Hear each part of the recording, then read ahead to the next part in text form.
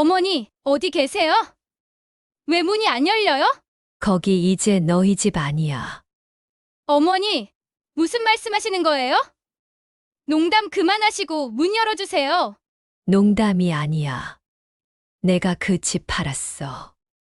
여러분, 제가 며느리, 가족이 여행 간 사이에 무엇을 했는지 아시나요? 67년을 살면서 가장 통쾌한 복수를 했습니다. 이 이야기 끝까지 들어보시면 정말 속이 시원하다는 말씀을 하실 거예요. 구독과 좋아요로 응원해 주시고 비슷한 상황의 분들께 이 영상을 꼭 공유해 주세요. 안녕하세요. 저는 박미순입니다. 이 이야기는 제가 며느리, 가족과 함께 살면서 겪은 정말 기가 막힌 일들에 대한 이야기예요. 아마 들으시면서 많이 화나실 거예요. 하지만 결말은 정말 통쾌하니까 끝까지 들어보시길 바랍니다. 이 모든 이야기는 6년 전부터 시작해야 할 것 같아요. 그때 남편이 갑자기 암 진단을 받았거든요. 3기 위암이었어요. 2년 동안 투병 생활을 하면서 정말 많은 돈이 들어갔습니다. 병원비, 간병비, 좋다는 건강식품까지. 우리가 평생 모은 돈이 순식간에 바닥났어요. 남편이 돌아가시고 나니 더 막막했습니다. 혼자 남은 집은 너무 컸고 경제적으로도 빠듯했어요. 그때 아들 준혁이가 연락을 해왔어요. 엄마, 혼자 계시지 마시고 우리랑 같이 살아요. 처음엔 정말 고마웠습니다. 아들이 이렇게 효성스럽다니. 며느리 수빈이도 처음엔 정말 잘해줬어요. 어머니, 저희가 잘 모셔드릴게요. 예린이도 할머니랑 같이 있으면 좋아할 거예요. 그런데 함께 살기 시작하면서 조금씩 이상한 일들이 생기더라고요. 처음엔 작은 것들이었어요. 어머니, 연금 받으시면 우리 공동통장에 넣어주세요. 생활비로 함께 쓰자는 거니까. 이해해 주세요. 그때까지만 해도 당연하다고 생각했어요. 같이 사는데 생활비 보태는 게 맞다고 생각했거든요. 그런데 몇 달 후 며느리가 또 다른 제안을 했어요. 어머니, 보험금도 제가 관리해 드릴게요. 요즘 이자율도 좋지 않고 제가 적금으로 넣어드리면 더 많이 불어날 거예요. 남편 사망보험금 1억 원을 말하는 거였어요. 그때도 저는 며느리가 금융 쪽을 잘 아니까 맡기는 게 낫겠다 싶었어요. 그렇게 함께 산 지 6개월쯤 됐을 때부터 며느리의 태도가 조금씩 달라지더라고요. 처음엔 정말 작은 것들이었어요. 어머니, 요즘 TV 소리가 너무 큰 것 같아요. 예린이가 공부할 때 방해되거든요, 어머니. 친구분들 집에 오시는 것도 좋지만 미리 말씀해 주세요. 저희도 계획이 있을 수 있잖아요. 하나하나는 일리가 있는 말이었어요. 그래서 다 맞춰줬죠. 그런데 1년쯤 지나니까 아예 노골적으로 나오더라고요. 어느 날 제가 감기가 심하게 걸려서 며칠 누워 있었거든요. 그런데 며느리가 하는 말이 어머니, 연금 통장 비밀번호 좀 알려주세요. 어머니가 아프실 때 저희가 대신 처리해야 할 수도 있잖아요. 그때 뭔가 이상하다 싶었어요. 연금은 이미 공동통장으로 들어가고 있는데 왜 제 개인 통장까지 알려고 하는 거지? 그런데 그 후로 더 이상한 일들이 계속 생기기 시작했어요. 샵샵, 샵샵. 2년째 되던 해부터는 아들 준혁이까지 완전히 달라졌어요. 그때 며느리 학원이 정말 잘 되기 시작했거든요. 그러면서 며느리가 집안에서 목소리가 커지더라고요. 매일 학원 얘기, 수익 얘기를 하면서 자신감이 붙었나 봐요. 그러더니 며느리가 준혁이한테 계속 불만을 털어놓기 시작했어요. 여보, 어머니 때문에 제가 스트레스를 너무 받아요. 집에 오면 눈치 보여서 편히 쉴 수가 없어요. 이런 식으로 매일 귀에 못이 박히도록 얘기하니까 준혁이도 점점 며느리 편을 들기 시작한 거예요. 그러던 어느 날 며느리가 바빠진다며 예린이를 제게 맡기기 시작했어요. 학교 픽업하고 학원 데려다주고 간식 챙겨주고. 처음엔 손녀 돌보는 게 좋았어요. 그런데 어느 날 제가 예린이를 학원에 5분 늦게 데려다 줬거든요. 길이 막혀서 어쩔 수 없었는데 집에 돌아오니까 며느리가 현관에서 팔짱을 끼고 기다리고 있더라고요. 얼굴이 벌겋게 달아올라 있었어요. 어머니, 예린이 학원 시간 왜 안 맞춰주세요? 선생님한테 연락까지 받았잖아요. 그래서 제가 미안해. 길이 막혀서 어쩔 수 없었어. 했더니 어머니, 그럼 미리 나가시든가요. 저희 체면이 어떻게 되는지 생각 안 해보세요? 목소리가 점점 높아지더라고요. 마치 제가 일부러 늦게 데려간 것처럼요. 그때 준혁이가 회사에서 들어왔어요. 넥타이를 풀면서 상황을 듣더니 예전 같으면 뭐 그런 일로 그래 했을 텐데. 엄마, 수빈이가 학원 운영하는데 우리 아이가 늦으면 안 되잖아요. 좀 더 신경 써주세요. 그 순간 정말 놀랐어요. 준혁이가 제 편이 아니라 며느리 편을 드는 거예요. 5분 늦은 걸로 이렇게 구박받는 거예요. 그리고 며칠 후에는 더 기가 막힌 일이 있었어요. 제가 감기에 걸려서 며칠 기침을 했거든요. 밤에 기침이 좀 심했는데 다음 날 아침 며느리가 부엌으로 와서 어머니, 기침 소리가 너무 거슬려요. 예린이가 밤에 잠을 못 자거든요. 병원 가서 주사 맞고 오세요. 그래서 제가 감기는 원래 일주일이면 낫는 거 아니야. 했더니 준혁이가 갑자기 화를 내며 엄마, 수빈이 지금 중요한 시기인데 옮으면 어쩌려고 그래. 감기 걸린 저보다 며느리가 더 중요하다는 거예요. 또 어떤 날은 제가 저녁을 6시 30분에 차렸는데 며느리가 짜증스러운 얼굴로 어머니, 예린이 학원 시간 때문에 정확히 6시에 차려주세요. 30분 늦으면 모든 스케줄이 엉망이 되거든요. 그 말을 듣는 순간 가슴이 먹먹해졌어요. 어쩌면 저는 아예 가족 취급도 안 받고 있는 건 아닐까. 샵샵. 그런데 정말 마음에 상처가 된 건 며느리가 여행 계획을 세울 때였어요. 어느 목요일 저녁이었는데 저는 부엌에서 설거지를 하고 있었거든요. 찬물에 손이 시려서 빨리 끝내고 싶었는데 거실에서 준혁이와 며느리가 이야기하는 소리가 들려왔어요. 여보, 이번 제주도 3박 4일 어때? 예린이도 여름방학인데 가족 여행 한번 가자. 제주도라는 말에 귀가 솔깃했어요. 저도 제주도에 가본 지가 언제인지 기억도 안 났거든요. 남편이 살아있을 때 신혼여행으로 갔던 게 마지막이었나 싶어서요. 설거지하던 손을 닦고 거실로 나가서 말했어요. 나도 제주도 가본 지 정말 오래됐는데 바다도 보고 싶고. 그 순간 며느리의 얼굴이 싸늘하게 굳어지더라고요. 준혁이도 어색한 표정을 지었어요. 어머니는 집에서 편히 쉬세요. 저희끼리 가족 시간 갖는 거니까요. 가족 시간이라고요? 그럼 저는 가족이 아닌 건가요? 가슴이 철렁 내려앉았어요. 그런데 며느리가 더 차가운 목소리로 말하더라고요.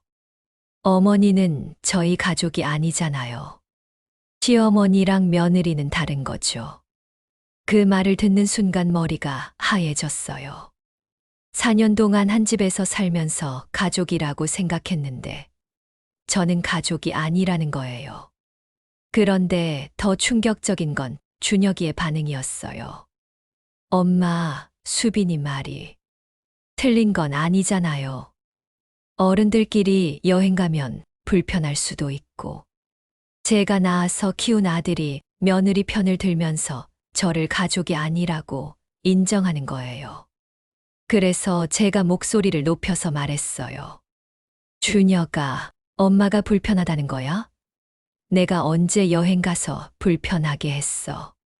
그랬더니 준혁이가 한숨을 쉬며 엄마, 그런 뜻이 아니라 젊은 사람들끼리 가는 게 더 편하잖아요. 젊은 사람들이라고요. 저를 늙은이 취급하는 거예요. 그날 밤 잠자리에 누워서 계속 생각했어요. 정말 내가 이 집에서 가족이 아닌 건가? 그럼 지금까지 내가 뭐였던 거지? 며칠 후 더 충격적인 일을 목격했어요. 화장실에 가려다가 준혁이가 전화하는 소리를 들었거든요. 목소리가 조금 크게 들려서 무의식적으로 귀를 기울이게 됐어요. 응, 요양원 상담받고 왔어. 어머니, 연금으로 충분한 곳이 있더라. 월 55만 원인데 괜찮은 시설이야. 뭐라고요? 제가 모르는 사이에 요양원 상담을 받고 왔다는 거예요. 다리에 힘이 빠져서 벽에 기대야 했어요. 아직 어머니한테는 말 안 했어. 수빈이가 타이밍 봐서 얘기하자고 하거든. 어차피 치매 진단만 나오면 보낼 수 있어. 치매 진단이요. 제가 건강한데 무슨 치매 진단을 받으라는 거예요. 가슴이 쿵쿵 뛰기 시작했어요. 계속 들어보니 더 기가 막혔어요. 그래, 어머니 아파트가 문제지. 어머니 명의로 되어 있잖아. 수빈이가 알아보니까 치매 진단 받으면 성년 후견인을 우리가 할 수 있대. 그럼 아파트 처분도 우리 마음대로 할 수 있고. 아파트요. 지금 시세로 4억은 나올 텐데. 이걸 팔아서 예린이 교육비랑 우리 집 살 돈으로 쓰겠다는 거였어요. 그때 며느리가 끼어드는 소리가 들렸어요. 여보, 목소리 좀 낮춰. 어머니가 들으실 수도 있어. 그리고 치매 진단 받는 것도 조심스럽게 해야 해. 너무 티나면 나중에 문제될 수 있거든. 두 사람이 완전히 계획을 세워놓고 있었던 거예요. 저를 치매 환자로 만들어서 모든 재산을 가져가겠다는 계획을요. 그 순간 온몸이 부들부들 떨렸어요. 4년 동안 함께 살면서 이런 생각을 하고 있었다니. 그날 밤 잠을 한숨도 못 잤어요. 천장만 바라보며 이런 생각이 들었어요. 내가 정말 이렇게 당하고만 있을 건가? 며칠 후 며느리가 슬쩍 꺼낸 말이 있어요. 어머니, 요즘 건강검진 안 받으신 지 오래됐죠? 저희가 예약 잡아드릴게요. 종합검진으로요. 그때 알았어요. 이제 본격적으로 시작하려는구나. 하지만 저도 바보가 아니에요. 그날부터 저는 나름대로 계획을 세우기 시작했습니다. 샵샵. 샵샵. 그날부터 저는 정말 치밀하게 계획을 세우기 시작했어요. 며느리가 제주도 여행 계획을 확정 지으면서 저에게 말하더라고요. 어머니, 저희 다음 주 목요일부터 일요일까지 제주도 가거든요. 집 잘 지켜주세요. 3박 4일이었어요. 바로 그때다 싶었습니다. 그날 밤 제 방에 앉아서 수첩에 계획을 적어 내려갔어요. 손이 떨렸지만 글씨는 또박또박 썼습니다. 월요일 은행, 화요일 부동산, 수요일 이사업체.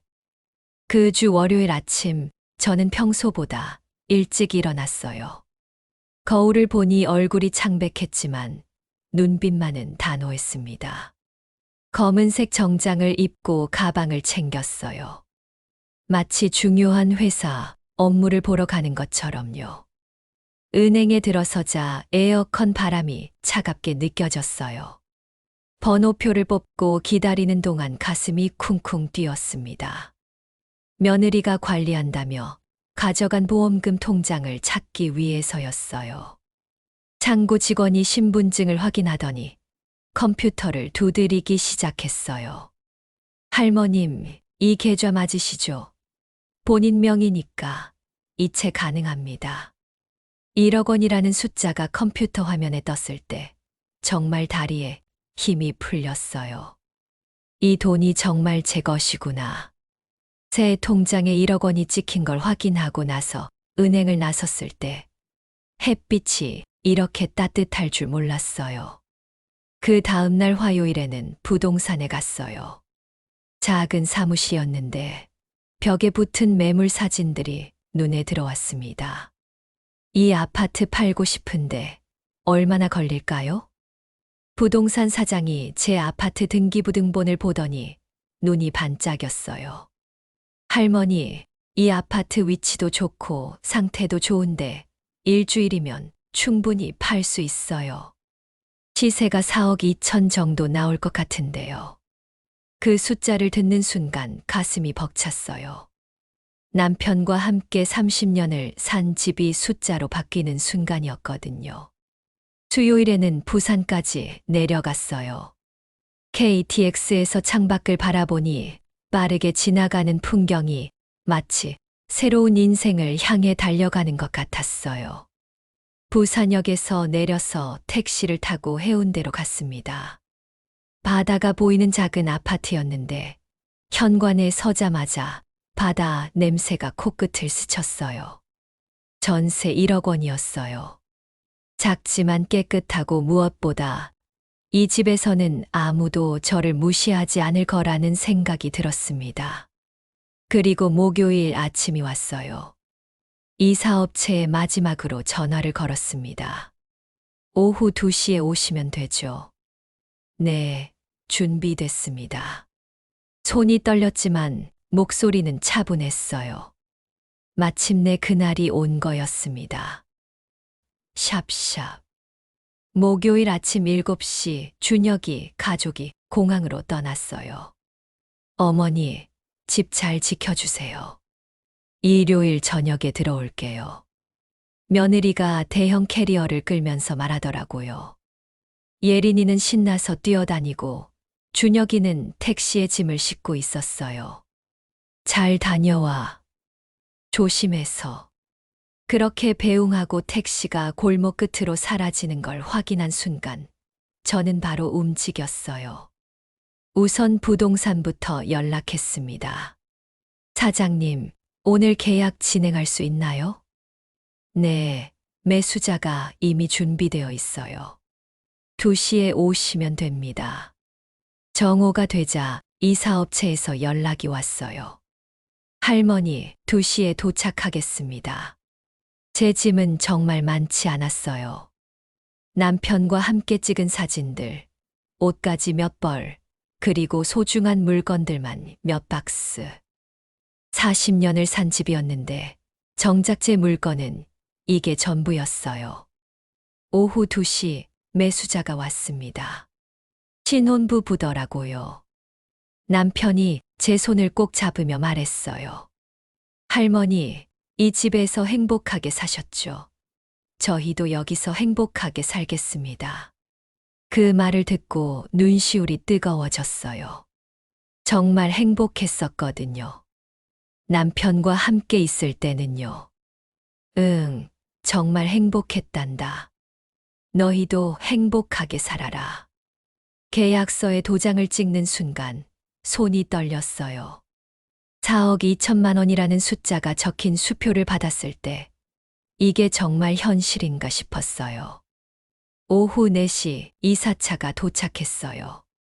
아저씨들이 제 짐을 나르는 모습을 보니 정말 이제 끝이구나 싶었어요. 그리고 마지막으로 거실을 한번 둘러봤어요. 준혁이가 어렸을 때 뛰어놀던 그 거실, 남편과 함께 TV를 보던 소파, 며느리가 저를 내쫓던 그 자리까지. 이제 안녕. 오후 6시 부산행 KTX에 몸을 맡겼어요. 창밖으로 지나가는 풍경을 보니 정말 자유로워지는 기분이었어요. 새 집에 도착했을 때는 밤 9시였어요. 짐도 별로 없어서 정리는 금방 끝났습니다. 창문을 열자 바다 소리가 들려왔어요. 67년을 살면서 처음 듣는 자유의 소리였어요. 샵샵. 일요일 저녁 8시 제주도에서 돌아온 그들에게 전화가 왔어요. 여행 잘 다녀왔니? 엄마, 네. 그런데 문이 왜 안 열리죠? 아, 그거? 내가 집 팔았어. 뭐라고요? 집 팔고 나왔어. 너희가 가족이 아니라고 했잖아.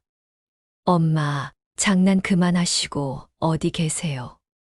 장난이 아니야. 진짜 팔았어. 그리고 보험금도 다 찾았고. 그때 며느리가 전화를 빼앗더라고요. 목소리가 떨리고 있었어요. 어머니, 지금 뭔 소리예요? 정말 팔았다는 거예요? 응, 팔았어. 4억 2천만 원에. 어머니 미쳤어요? 저희는 어떻게 하라고요? 너희가 알아서 하지. 내가 왜 신경 써야 해? 어머니, 그러면 저희는 정말 어떻게 하라는 거예요? 너희도 독립해서 살아봐. 나이가 몇인데 아직도 시어머니한테 의존하려고 그래. 준혁이가 다시 전화를 받더라고요. 목소리가 울먹이고 있었어요. 엄마, 제발요. 돌아와 주세요. 저희가 잘못했어요. 이제 와서 잘못했다고 4년 동안 나한테 어떻게 했는지 기억해봐. 엄마, 정말 미안해요. 다시 기회를 주세요. 기회는 이미 4년 동안 줬어. 이제 나는 내 인생을 살 거야. 그리고 전화를 끊었습니다. 그 다음 날부터 하루에 10통씩 전화가 왔어요. 처음엔 사과하고 돌아와 달라고 하더니 나중엔 협박까지 하더라고요. 어머니, 법적으로 문제 있는 거 아세요? 법적으로 문제가 뭐가 있어? 내 집 내가 팔고 내 돈 내가 찾은 게 무슨 문제야? 결국 한 달 후에는 전화도 안 오더라고요. 지금은 부산에서 정말 행복하게 살고 있어요. 매일 아침 바다를 보면서 산책하고 이웃 할머니들과 차도 마시고 아무도 눈치 보지 않고 하고 싶은 대로 살고 있어요. 어제는 백화점에서 비싼 옷도 하나 샀어요. 누가 뭐라고 할 사람도 없으니까요. 67년을 살면서 이렇게 자유로운 적이 없었어요. 여러분, 늦었다고 생각하지 마세요. 언제든 새로 시작할 수 있어요. 저처럼요. 남은 인생은 정말 나를 위해서 살아보세요. 여러분도 할 수 있어요. 오늘 제 이야기 끝까지 들어주셔서 고맙습니다. 구독과 좋아요 잊지 마시고 비슷한 상황에 계신 분들께 이 영상 꼭 공유해 주세요. 여러분 모두 행복하세요. 안녕히 계세요.